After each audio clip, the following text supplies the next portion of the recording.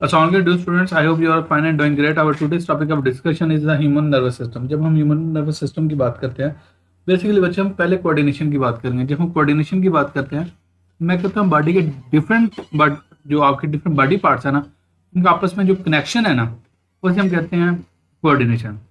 अब कोऑर्डिनेशन के दो हैं, एक तो नर्वस कोऑर्डिनेशन, दूसरा है केमिकल कोऑर्डिनेशन. नर्वस कोऑर्डिनेशन की हम बात करते हैं कि आपका जो नर्वस सिस्टम है ना, वो आपके डिफरेंट बॉडी पार्ट्स को क्या करता है, आपस में लिंक टुगेदर कर देता है. That is a nervous coordination. While talking about the chemical coordination, जो आपके हार्मोन्स है ना, वो आपके डिफरेंट बॉडी पार्ट्स के दरमियान कोऑर्डिनेशन करवा देते हैं. Clear.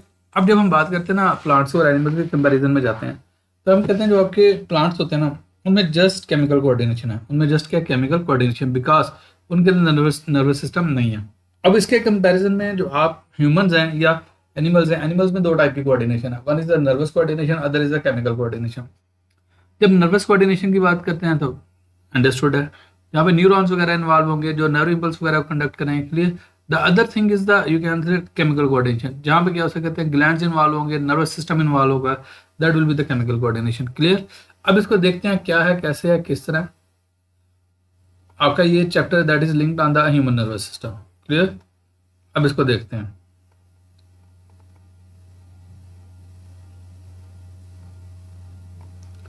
To survive every animal must stay connected to the world around it. अब देखो, कोई भी एनिमल है, कोई भी ऑर्गेनिज्म, अगर उसने इस एनवायरनमेंट में, इस दुनिया में सर्वाइव करना है ना, तो उसको कोऑर्डिनेट करना पड़ेगा, लिंक टुगेदर करना पड़ेगा. क्लियर. अब इस एनवायरनमेंट के साथ कनेक्ट करना पड़ेगा. दे नीड टू सेंस, अब उसको सेंस करने की जरूरत है. And response to changes in the environment. हम एक टर्म बोलते होते हैं that is called as a stimulus. अब स्टिमुलस को मैं कहता हूँ एनी चेंज इन एक्सटर्नल और internal environment that may produce response with the living organism that is called as the stimulus. मैं दोबारा बोलता हूँ, एनी चेंज इन एक्सटर्नल और internal environment that may produce response with in living organism that is called as the stimulus. Mean कोई भी change हो जाए, वो बाहर के माहौल में हो या अंदर के माहौल में हो, जिसकी वजह से आप कोई भी लिविंग ऑर्गेनिज्म रिस्पॉन्स देते, that will be called as the stimulus. Clear. और उसको हम क्या करते हैं, रिस्पॉन्ड करते हैं. The activities of their organs and systems are also coordinated. अब सपोज आपने क्या कहते हैं, ऑफिस जाना है, स्कूल जाना है, या कहीं पे भी जाना है, तो आपकी जो लेग्स हैं वो इन अ कोऑर्डिनेटेड मैनर में आगे की तरफ आपको मूव करवाती हैं. सपोज आपने टेबल को उठाना है, तो आपके दोनों बाजू आपस में कोऑर्डिनेटेड होते हैं, तो क्या ऐसे कोऑर्डिनेशन के थ्रू आप टेबल को उठा लेते हो. Anyways next, for example the heart rate, breathing rate. अब ये आप जो हार्ट बीट है, जो हार्ट रेट जिसे कह रहा है, नेक्स्ट है ब्रीदिंग रेट. ओके. नेक्स्ट है digestion and many other function. ये सारे के सारे आपस में क्या कोऑर्डिनेटेड होते हैं. Due to such coordination every function is regulated according to the needs of the body. और ये याद रखें, जितने आपके ये फंक्शन हैं कोऑर्डिनेटेड होते हैं according to the need of the body. Body की जो जरूरत है उसके अकॉर्डिंग होते हैं. In humans and other complex animals there are two types of the coordination. One is the nervous coordination, other is the chemical coordination. ये बात जो मैंने आपको की है पहले, एक नर्वस कोऑर्डिनेशन है, दूसरा आपका क्या केमिकल कोऑर्डिनेशन. नर्वस कोऑर्डिनेशन में हम क्या देते हैं, न्यूरॉन्स आर इन्वॉल्व. देखो उसमें लिखा भी है controlled by the nervous system. और जब केमिकल कोऑर्डिनेशन की बात करते हैं, कंट्रोल्ड बाय एंडोक्राइन सिस्टम. अब एंडोक्राइन, आपके एंडोक्राइन ग्लैंड्स आ जाएंगे और हार्मोन्स आ जाएंगे. अब यहाँ पे दो टर्म्स आ जाती है, one is exocrine, other is endocrine. अब एक्सोक्राइन ये जो होते हैं ना, डक्ट कंटेनिंग ग्लैंड्स होते हैं, और जो एंडोक्राइन होते हैं ये डक्टलेस ग्लैंड्स होते हैं. जब मैं कह रहा हूँ डक्टलेस ग्लैंड्स, मीन ऐसे ग्लैंड्स जिनके हार्मोन को कैरी करने के कोई स्पेसिफिक ट्यूब्स नहीं है. Those are called as a ductless glands. Anyways next देखते हैं. अब यहाँ पे हमने किसको देखना है, नर्वस कोऑर्डिनेशन को देखना है. जब हम नर्वस कोऑर्डिनेशन को देखना है, इन nervous coordination the nervous system controls coordination with the external environment. In external environment के साथ हम कोऑर्डिनेट करते हैं and among the different parts of the body. अब देखो, एक तो चीज़ है एनवायरनमेंट को हम परसीव करते हैं, जो भी उसमें चेंजेस वगैरह आते हैं उसको सेंस करते हैं, इंटरप्रेट करते हैं, और उसके अकॉर्डिंग हमारा बॉडी क्या करता है, अब उसके अकॉर्डिंग हमारा बॉडी क्या कर देता है, रिस्पॉन्स कर देता है. Clear. Anyways next, nervous coordination is done by means of electrical signal. अब ये जो टर्म इलेक्ट्रिकल सिग्नल बोल रहा है, ये बेसिकली बात कर रहा है नर्व इम्पल्स की. अब नर्व इम्पल्स की मैं डेफिनेशन बोलता हूँ, ये आप लिख लीजिएगा. Wave of electrochemical changes that travel along the length of neuron. Neuron की लेंथ के क्रॉस जो इलेक्ट्रोकेमिकल चेंजेस मूव करती है ना, उन्हें हम कहते हैं that is a nerve impulse. तो मैं अब स्टेटमेंट बोल रहा हूँ इलेक्ट्रोकेमिकल चेंजेस, तो इसलिए इसे इलेक्ट्रिकल सिग्नल्स भी कहा जाता है. नेक्स्ट आपका basic elements of the nervous coordination. आपके जिस तरह होता है ना, आपका फीडबैक मैकेनिज्म होता है, उसमें जो कुछ आपके क्या हो सकते हैं कंपोनेंट्स होते हैं, रिसेप्टर होता है, फिर क्या हो सकता है कंट्रोल सेंटर होता है, फिर इफेक्टर होता है, जस्ट लाइक दैट।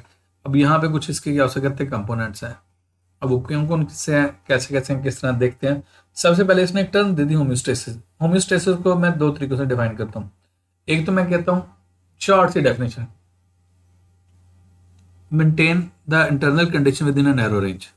एक ऐसा फिनोमिनन है जिसमें क्या कहते हैं इंटरनल कंडीशंस को नैरो रेंज के अंदर क्या करते हैं, मेंटेन कर लेते हैं, that is called as homeostasis. एक तो ये डेफिनेशन है। और जो दूसरी डेफिनेशन है वो थोड़ी सी कम्प्लेक्स है। उसको मैं कैसे डिफाइन करता हूँ, मैं कहता हूँ it is the protection, it is the protection of internal environment from the harms of fluctuation in the external environment. Mean आप अंदर के माहौल को प्रोटेक्ट करते हो, किससे, कहते हैं बाहर के माहौल में जो होने वाली चेंजेस हैं उनसे प्रोटेक्ट करते हो, that is called as you can say homeostasis. Clear? For homeostasis, the nervous system is the most important because it regulates other systems and maintain the homeostasis by itself. ये खुद अपने आप को maintain करता है। You have studied the basic elements of the homeostasis. Here you will study them with reference to the nervous system. अब homeostasis को हम जनरली डिस्कस कर चुके हैं। हमने कहा था होम्योस्टेसिस में क्या करता है, इंटरनल एनवायरनमेंट को एक नैरो रेंज के अंदर मेंटेन किया जाता है। क्लियर, हमें ये पता चल गया। नेक्स्ट हम ये देखेंगे, अब इसको रेफर कर देंगे स्पेसिफिकली किससे रिलेटेड, नर्वस सिस्टम से रिलेटेड। और अगर आप याद हो मुझसे से हम तीन कंपोनेंट्स पढ़े थे, तीन इसके बेसिक फिनोमिनन थे। ऑस्मो रेगुलेशन था, थर्मो रेगुलेशन था और एक्सक्रीशन था। ऑस्मो रेगुलेशन में बॉडी फ्लूइड्स और ऑस्मोलाइट्स जो सॉल्यूट्स वगैरह होते हैं उनको मेंटेन करना। थर्मो रेगुलेशन में बॉडी टेम्परेचर को मेंटेन करना। एक्सक्रीशन में removal of nitrogenous waste. Is it clear? अब यहाँ पे हम कैसे ज्यादा रिलेट करते हैं किससे, नर्वस सिस्टम से लिंक्ड। अब पहला जो कंपोनेंट है ना, that is the receptor, as a name indicate, जिस तरह के नाम रिप्रेजेंट कर रहा है। हम इसको कैसे कहते हैं, receptor. These are the sense organ tissues of cells such as eyes, ear, skin that detect stimuli. अब कहते हैं ये स्पेसिफिक सेंस ऑर्गन है। इसमें आईज आ जाएंगी, आपकी ईयर्स आ जाएंगे, स्किन आ जाएगी।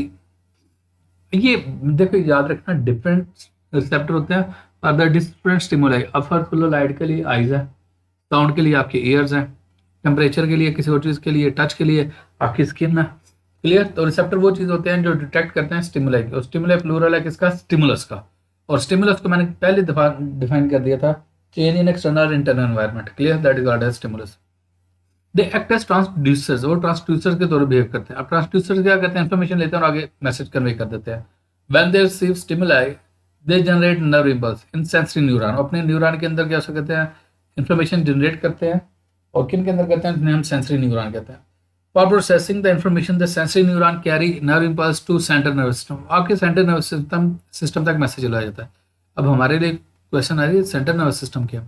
आपका जो ब्रेन और स्पाइनल कॉर्ड है ये सेंट्रल नर्वस सिस्टम है। क्लियर? अब इनके अंदर जो न्यूरॉन्स होते हैं ना, एसोसिएटिव न्यूरॉन होते हैं। इसे आप इंटर न्यूरॉन भी कह सकते हो, एसोसिएटिव न्यूरॉन भी कह सकते हो, that is up to you. और इन्हें समटाइम हम रैले न्यूरॉन भी कहते हैं। ये तीनों नाम मैंने एक ही चीज के बोल दिए। Central nervous system, it is the control centre of nervous coordination. Nervous coordination control centre है। It consist of brain and spinal card, दो चीजों पे। One is a brain, other is a spinal card. Brain का तो आपको पता है, आपकी जो रीढ़ की हड्डी होती है ना, जिसे वर्टिब्रल कॉलम कहते हैं, उसके अंदर की जाना प्रोटेक्टेड मैनर में एक और स्ट्रक्चर होता है, that is called as a spinal cord. These parts are made up of associative neuron, इन्हें एसोसिएटिव न्यूरॉन कहते हैं। आल्सो कॉल्ड इंटरन्यूरॉन, इंटरन्यूरॉन भी कहते हैं। They receive the nerve impulse from sensory neuron and process them. वो nerve impulse को receive करते हैं सेंसरी न्यूरॉन से और इन्हें प्रोसेस कर देते हैं। After processing they send the nerve impulse to effector. ठीक है, समझे? आपके रिसेप्टर ने इन्फॉर्मेशन को रिसीव किया, उसने सेंसरी न्यूरॉन के थ्रू मैसेज भेज दिया किसको, central nervous system. Central nervous system उस इन्फॉर्मेशन को एनालाइज किया, इंटरप्रेट किया और कमांड दे देगा कि ये वाला रिस्पांस होना चाहिए। लेकिन कमांड जाएगी किसके through, that will go through the motor neuron. वो मोटर न्यूरॉन के थ्रू जाएगी और जाएगी किस तक, अफेक्टर तक। और याद रखना, आपकी बॉडी के अंदर दो अफेक्टर्स होते हैं, एक आपके मसल्स होते हैं, दूसरा आपके ग्लैंड्स होते हैं। क्लियर? अब देखते हैं अफेक्टर।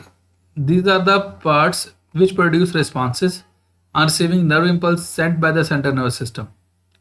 अब अफेक्टर वो चीजें हैं जो रिस्पांस दे देंगी, लेकिन इनको रिस्पांस के लिए किसने कहा होगा, इनको कहा है सेंट्रल नर्वस सिस्टम ने। और किसके थ्रू पैगाम भिजवाया, इन्होंने पैगाम भिजवाया किसके थ्रू, मोटर न्यूरॉन के थ्रू आ गया। तो यही देखिए जो मैंने बात कर रहा था पहले, मसल्स एंड ग्लैंड्स, ये दोनों चीजें, muscles and glands muscles and glands act as the effector, वो किसके तौर पर बिहेव करती है, फैक्टर के तौर पर बिहेव करते हैं। मसल, अब क्वेश्चन आता है, ये जो है ठीक है, हमने कह दिया there are two effectors, one is the muscle, other is the gland, लेकिन क्वेश्चन ये आता है वो अपना रिस्पांस देते कैसे हैं। अब जो मसल हैं वो रिस्पांस पता कैसे देते हैं, बाय कंट्रैक्शन एंड रिलैक्सेशन, और ग्लैंड्स पता कैसे रिस्पांस देते हैं, बाय सेक्रेशन। क्लियर? तो इन nervous coordination the path of a message consist of a receptor, sensory neuron. अब ये सारी चीज़ें हाईलाइट करने वाली है। पहला पॉइंट आउट कर लो, पहला इस पे नंबर लिख लेना 1 रिसेप्टर, नंबर 2 लिख लेना सेंसरी न्यूरॉन, नंबर 3 लिख लेना सेंट्रल नर्वस सिस्टम। अच्छा, सेंट्रल नर्वस इंटर न्यूरॉन, ये आपको बताऊँ इसकी कंपोजिशन है। नंबर 4 पे लिख लेना मोटर न्यूरॉन। क्लियर? और नंबर 5 पे लिख लेना फैक्टर। ये 5 कंपोनेंट है। In this way the neurons act as a function unit, तो इसका मतलब है जो फंक्शन यूनिट है दैट इज द न्यूरॉन। अब हम इसके कुछ बॉक्सेस देख लेते हैं। पहले टिडबिट है, think of your body as a large complexity. आप अपने बॉडी को ऐसे समझो कि बड़ा क्या हो सकता है, कम्प्लेक्सिटी है। For the city to run smoothly, कहता है अगर आपने सिटी को स्मूथली रन करना है, traffic lights, emergency services and power plants must all talk with each other. देखें आपका क्या उसका बड़ा सा सिटी है, वहाँ पर जितने भी सेंटर्स हैं, इमरजेंसी सर्विसेज है, 1122 है, या ट्रैफिक लाइट्स हैं, या जितने पावर प्लांट्स हैं जहाँ से इलेक्ट्रिसिटी वगैरह प्रोड्यूस होती है, इनका आपस में कोऑर्डिनेशन जरूरी है। The talking is what we call, और वही जो आपस में उनकी कम्युनिकेशन है that we call it coordination, उसे हम कोऑर्डिनेशन कहते हैं। ये सिंपल सी एग्जांपल दी गई है कोऑर्डिनेशन की। इसी तरह आपका बॉडी भी कम्युनिकेट करता है, आपका ब्रेन आपके पूरे बॉडी पार्ट्स की कोऑर्डिनेशन करवाता है। Okay, next tidbit, receptor as a transducers because they convert one form of energy into another form। वो एक फॉर्म से दूसरी फॉर्म में क्या करता है, कन्वर्ट करता है। Rods and cone cells in the retina of I convert light energy into nerve impulse. आपके जो आईज के अंदर 2 सेल्स हैं, one is the rod, other is the cone. वो क्या करते हैं, लाइट एनर्जी को कन्वर्ट करते हैं किसमें, नर्व इंपल्स में, जिसे हम इलेक्ट्रोकेमिकल एनर्जी करते हैं। क्लियर है बच्चे? यहाँ तक टॉपिक कंप्लीट है। If you have any sort of question then you can ask in the comment section. Thank you so much.